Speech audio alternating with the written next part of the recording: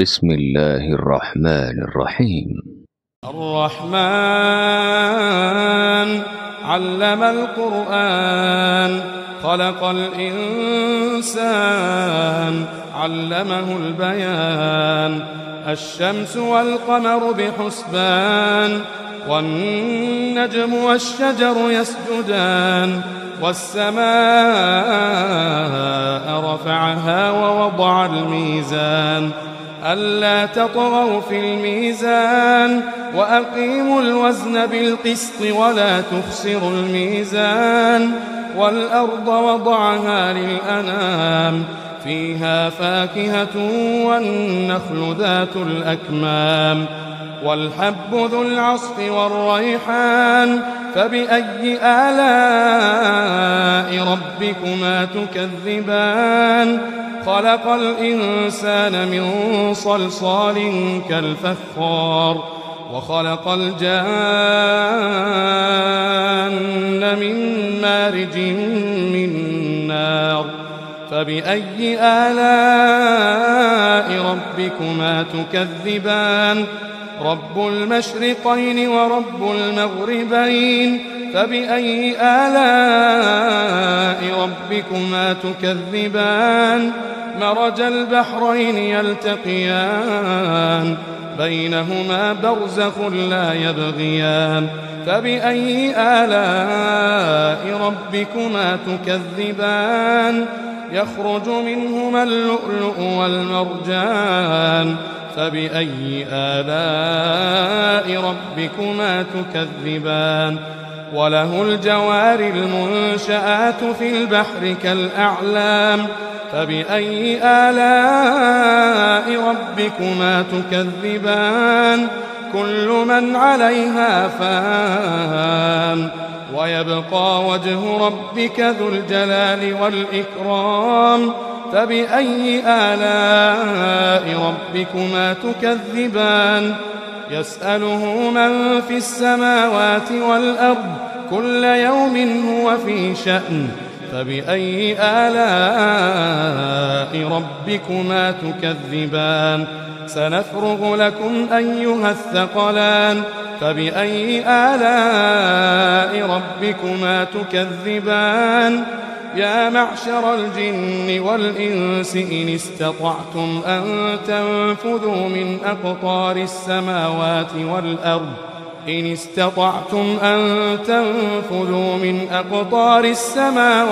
والأرض فانفذوا لا تنفذون إلا بسلطان.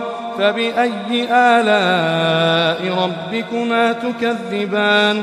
يرسل عليكما شواظ من نار ونحاس فلا تنتصران. فبأي آلاء ربكما تكذبان؟ فإذا انشقت السماء فكانت وردة كالدهان. فبأي آلاء ربكما تكذبان؟ فيومئذ لا يسأل عن ذنبه إنس ولا جان. فبأي آلاء ربكما تكذبان؟ يعرف المجرمون بسيماهم فيؤخذ بالنواصي والأقدام. فبأي آلاء ربكما تكذبان؟ هذه جهنم التي يكذب بها المجرمون يطوفون بينها وبين حميم آن. فبأي آلاء ربكما تكذبان؟ ولمن خاف مقام ربه جنتان. فبأي آلاء ربكما تكذبان؟ ذواتا أفنان. فبأي آلاء ربكما تكذبان؟ فيهما عينان تجريان. فبأي آلاء ربكما تكذبان؟ فيهما من كل فاكهة زوجان. فبأي آلاء ربكما تكذبان؟ متكئين على فرش بطائنها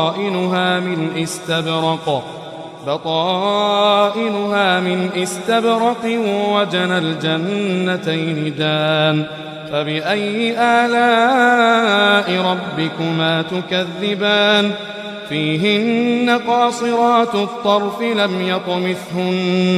لم يطمثهن إنس قبلهم ولا جان